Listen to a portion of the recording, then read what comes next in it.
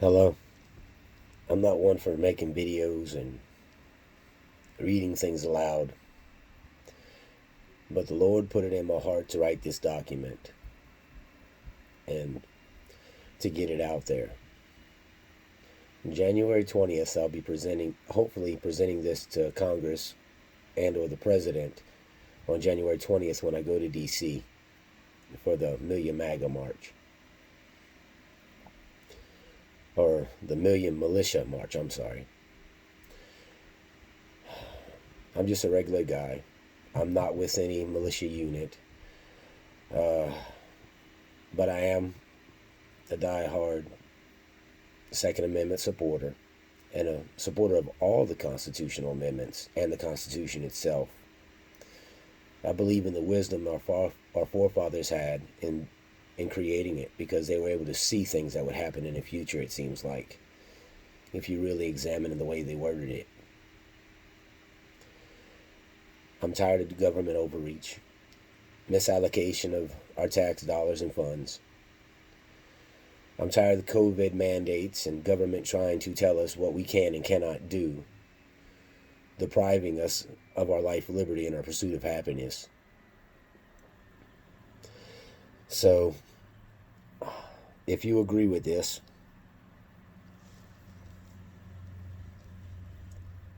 let me know. This is the first video I ever put out. Probably be the last. I don't know. Maybe. I don't know.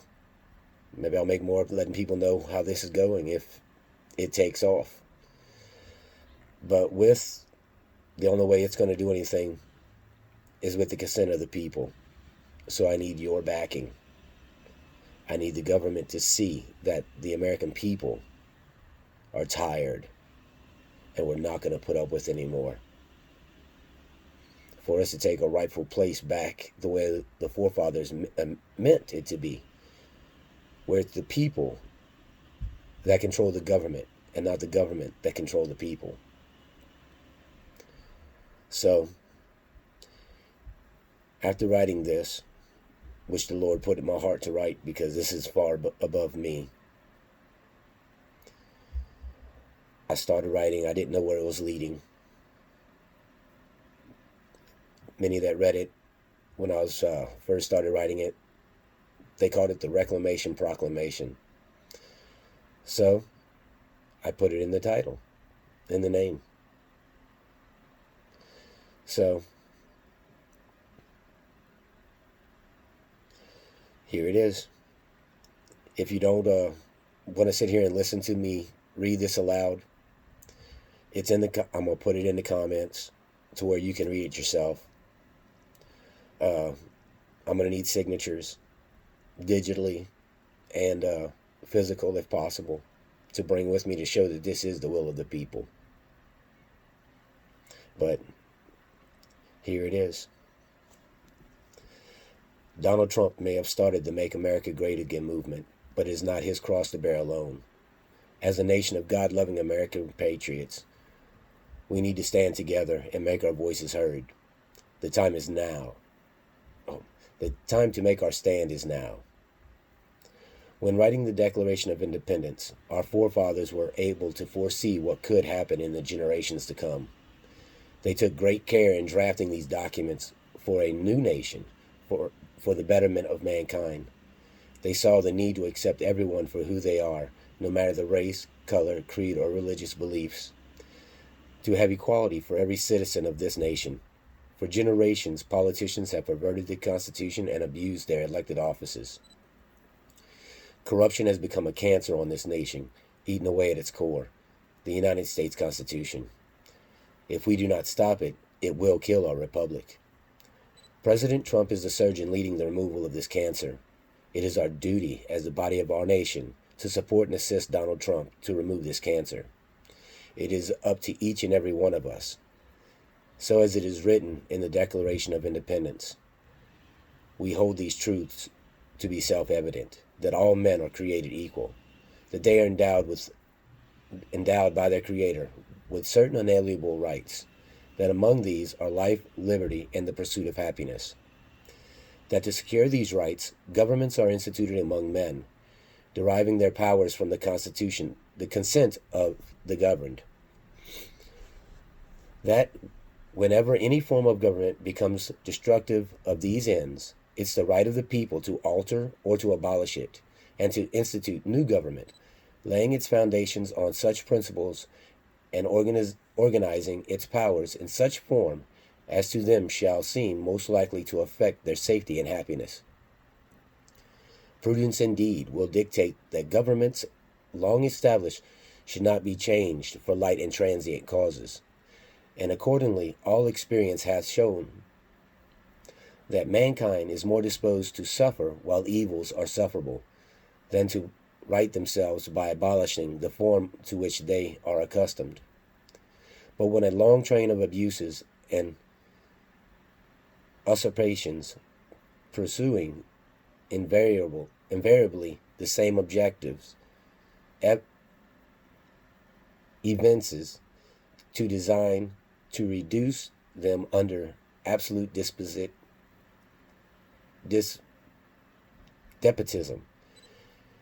It is their right, it is their duty to throw off such government and provide new God for their future security. Such has been the patient sufferance of these states, and is now the necessity which constrains them to reinstall the Constitution and its systems that the current and past governors, legislators, Congress, and presidents have directly or indirectly perverted and abused the Constitution. The American citizens. The present government of the United States of America, both Democrat and Republican, have a history of repeated injuries to the people and the Constitution, all having direct or indirect object the establishment of an absolute tyranny over these states and their citizens. To prove this, let the facts be submitted to a candid nation. So today, we the people of these United States of America put forth this Reclamation Proclamation to all governing bodies of this great nation. For far too long, politicians have profited from and been corrupted by special interest groups and lobbyists.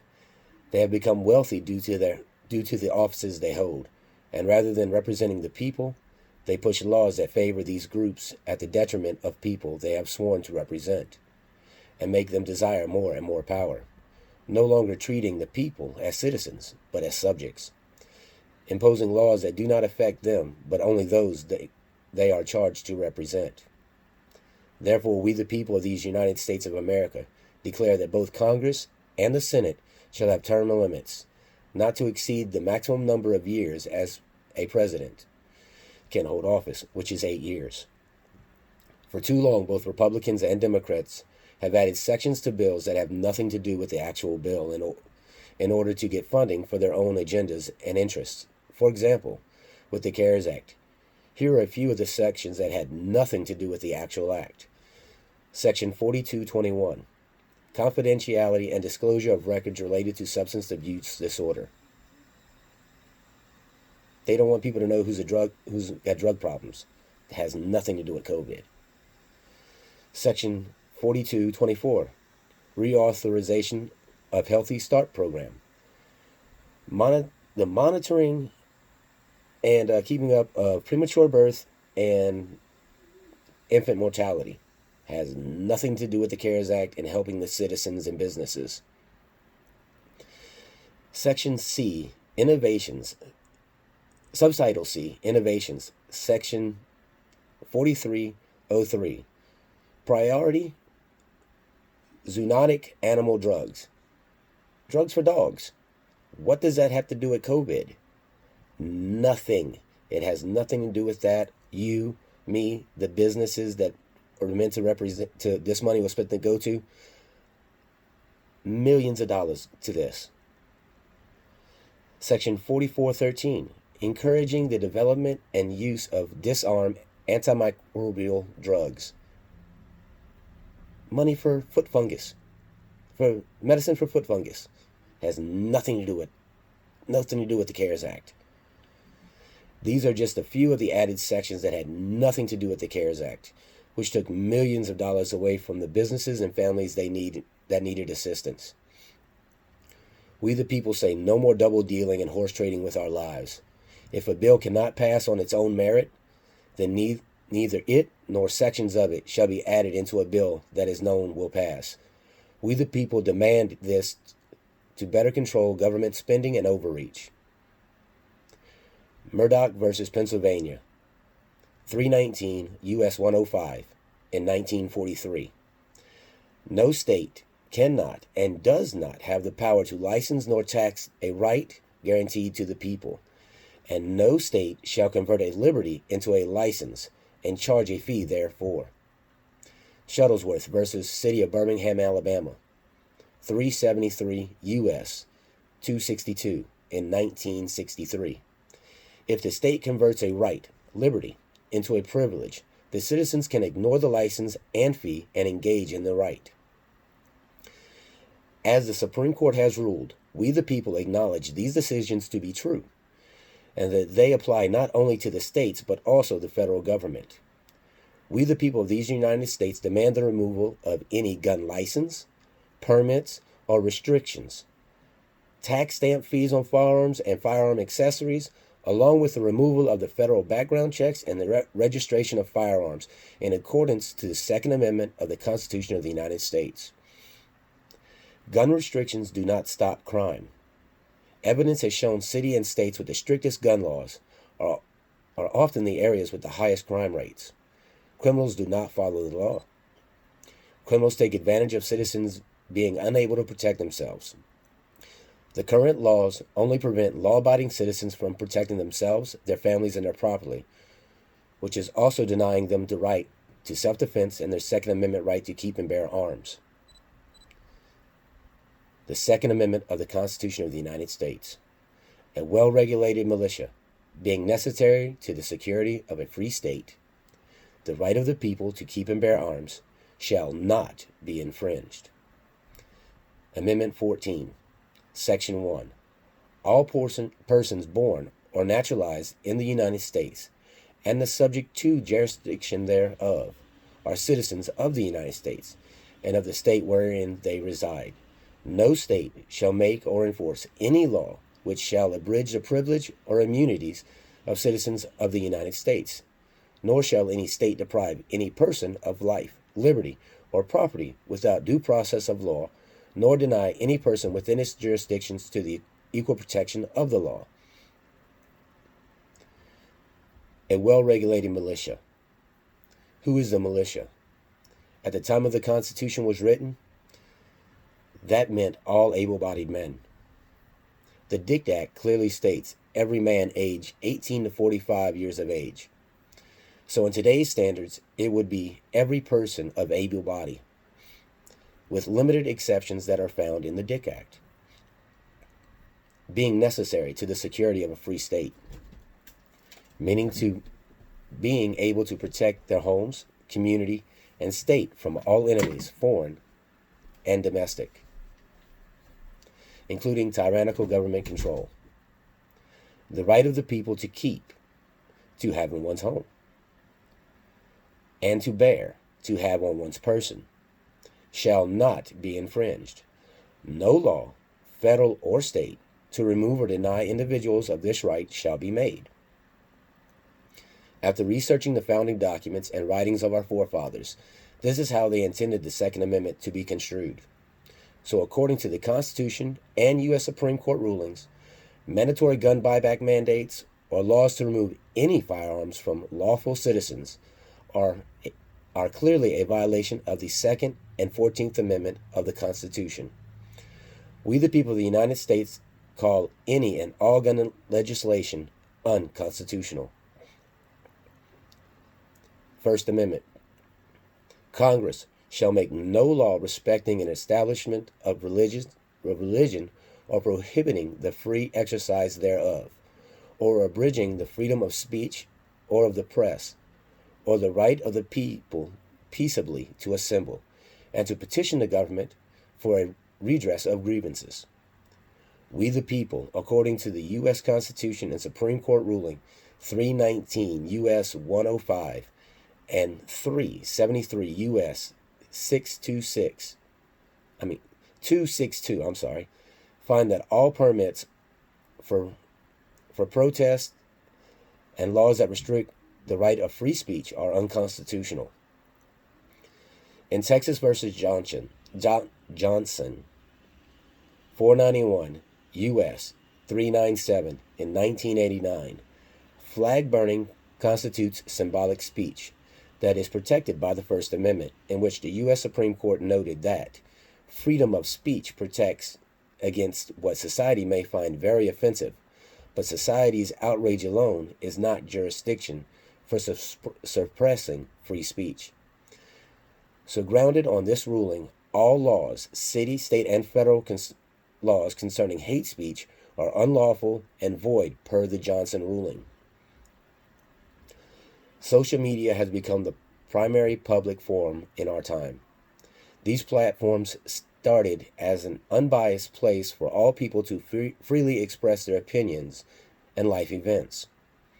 Recently, the social media platforms that monopolize the public forum have been censoring, flagging, demonetizing, blocking, removing content, false fact-checking, and shadow banning, thus showing primarily only one point of view, which they control. By doing so, the tech companies have removed themselves from being a platform and have become a publisher, thus removing their protection per Section 230, and having put themselves in violation of the Johnson ruling. We the people charge them with violations against the First Amendment while hiding behind government regulations. We the people demand Facebook, Twitter, Google, and YouTube repay to those that they have harmed all amounts lost by the demonetizing of such platforms and channels. We the people find that Facebook, Twitter, and YouTube be removed from a platform status and be labeled as publishers, thus subject to the same liabilities as a publisher. Amendment 14, Section 3.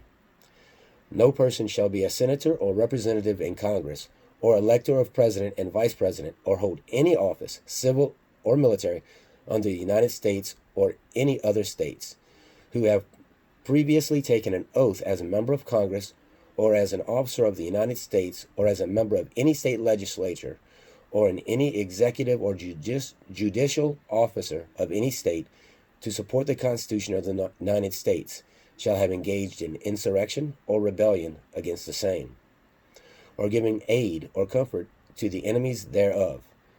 But Congress may, by a vote of 2/3 of each house, remove such disability. The Patriot Act, H.R. 3162 of the 107th Congress, Section 802, amends Federal Criminal Code to 1. Revise the definition of international terrorism to include activities that appear to be identified as intended to affect the conduct of the government by mass destruction, and 2. Defines domestic terrorism as activities that occur primarily within U.S. jurisdictions that involve criminal acts dangerous to human life, and that appear to be intended to intimidate or coerce a civilian population, to influence government policy by intimidation or coercion, or to affect government conduct by mass destruction, assassination, or kidnapping. 18. U.S. Code 2383, Rebellion and Insurrection. Whoever incites, sets foot, assists, or engages in any rebellion or insurrection against the authority of the United States or the laws thereof, or gives aid or comfort thereto, shall be fined under this title or imprisoned not more than 10 years or both, and shall be incapable of holding any office under the United States. We the people find the organizations called Antifa, Black Lives Matter, and the New Black Panther Party to be in violation of H.R. 3162, Section 802, by definition of 18 U.S. Code 2383, rebellion or insurrection. The members of these organizations have organized and committed mass crimes against the people of the United States, not limited to arson, murder, attempted murder, simple assault, simple battery, aggravated battery with a weapon, have made death threats on citizens, judges, political figures, have organized and engaged in riots that have burned down several sections of cities located in different states, and attacks residential and government buildings therein, performing assassinations of law enforcement officers, have attempted to intimidate and coerce the civilian population, local governments, and governmental policies by act and threat of mass destruction, as in the burnings of properties or the illegal occupation of city sections called autonomous zones. We the people, under Amendment 14, Section 3, and 18 U.S. Code 2383, find any and all persons and or entities that have aided and abetted Antifa and Black Lives Matter to be in violation of the Fourth Amendment and Code 18 U.S. Code 2383, including those who have provided aid prior to, during, and after times of riots through funding, equipment, legal aid, bail money after arrests were made, and all government officials that gave aid by giving law enforcement stand-down orders or any other means which led to the destruction of private and public property, bodily injury, and the death of citizens who share the same guilt as Antifa and Black Lives Matter. We the people declare Antifa and Black Lives Matter to be terrorist organizations. 28 CFR Section 85. The unlawful use of force and violations against persons or property to intimidate or coerce a government, a civilian population, or any segment thereof in influence of a political or social objectives. Antifa and Black Lives Matter use acts of terror to attempt to control the population, and as such, any Antifa and Black Lives Matter member should be arrested and charged with terrorism. Let it be known that if the federal or local law enforcement refuses to protect the citizens of this great nation by their refusal to arrest and charge these individuals, we the people will protect ourselves, family, community, cities, and state. We will use the unorganized militia for the purpose for which it is intended. That is, to defend the people of their states. As it is stated in Clause 15 of the U.S. Constitution, the Congress shall have the power to provide for the calling of the militia, to execute the laws of the Union, suppress insurrection, and repel invasion. In this time of corruption in our government, the people question their safety because Congress has taken in insurrectionists. Portions of that very corrupt Congress are no longer for the people, but for a totalitarian New World Order. Therefore, we the people now call upon the unorganized militia to execute the laws of the Union, of the state, to suppress insurrection at all levels of society and government. Let it be known that if the local, state, and federal government will not honor their oaths to preserve, protect, and defend the Constitution of the United States, nor provide security for its citizens, the citizens will protect themselves and call upon the unorganized militia to fulfill the role and honor the oaths that they have sworn. We the people will not act against the existing government, but we will support and defend the Constitution and do the job it is no longer willing to do. We the people know that many members of the Congress are no longer working for the people. We have watched them work tirelessly to destroy a sitting president, to use false allegations to pursue criminal charges, to change their direction on many topics that they were for under previous administrations, but went against under this president. Government officials have illegally spied on American citizens, destroyed the lives of decorated military officials with entrapment, and attacked private citizens in a desperate bid to discredit and undermine a sitting president, in order to make the citizens of the United States not trust President Donald J. Trump. In this time of pandemic, we have watched Congress admittedly fail and refuse to pass bills to grant aid to citizens and businesses, all just as a political tool to harm the President of the United States. We the people believe these members of Congress are insurrectionists who are working to destroy the U.S. Constitution instead of upholding their oaths to support and defend the U.S. Constitution. Here is their oath. I do solemnly swear or affirm that I will support and defend the Constitution of the United States against all enemies, foreign and domestic, that I will bear true faith and allegiance to the same, that I take this obligation freely without any mental reservation or purpose of evasion, and that I will well and faithfully discharge the duties of the office on which I am about to enter, so help me God. They're not honoring that. We the people believe it is everyone's right to live one's life as one sees fit, given that it doesn't infringe on the rights and liberties of another.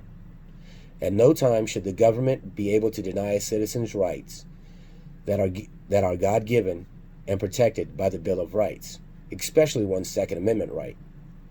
In times of natural disasters, civil unrest, and terrorist attacks, we have seen both the best and the worst of people come out. Those with hate in their heart will take advantage of the situation simply because they know there is little or no law enforcement to stop them. Removing one's Second Amendment right during such dire times denies a citizen the ability to protect their lives, family, and property, which only empowers the criminal elements that always seem to take advantage in times of disaster, like we saw during Hurricane Katrina and are currently seeing in the present-day riots resembling modern urban warfare. Now, in this state of emergency due to this so-called pandemic of COVID-19, in September 2020, the CDC released the following data. Ages 0 to 19, a 99.997% survival rate. Ages 20 to 49, a 99.98% survival rate.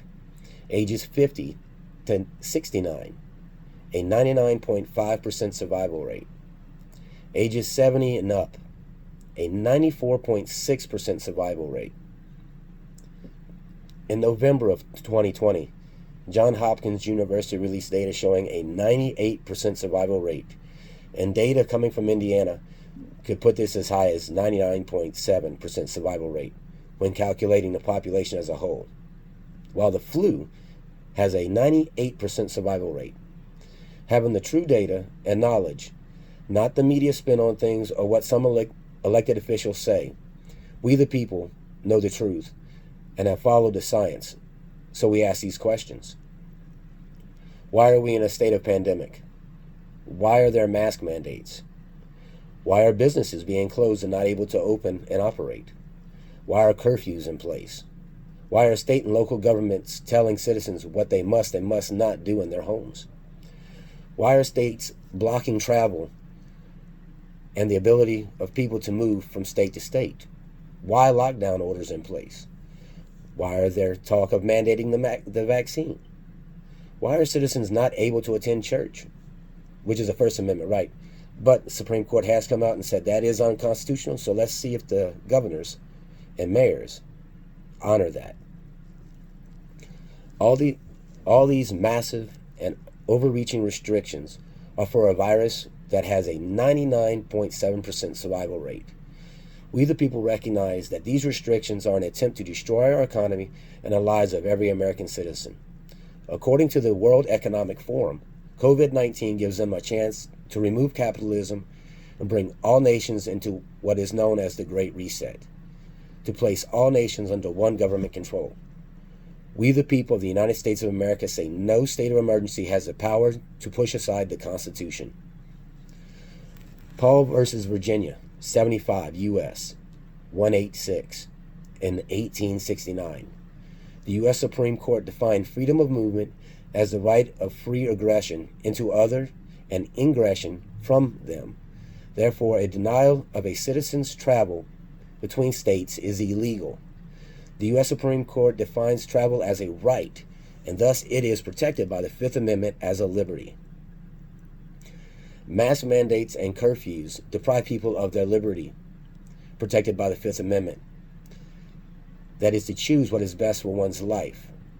It also deprives one of the pursuit of happiness or property. By having one confined and isolated from their family and fellow citizens, known to be an element of white torture, these restrictions create isolation and depression while increasing suicide rates.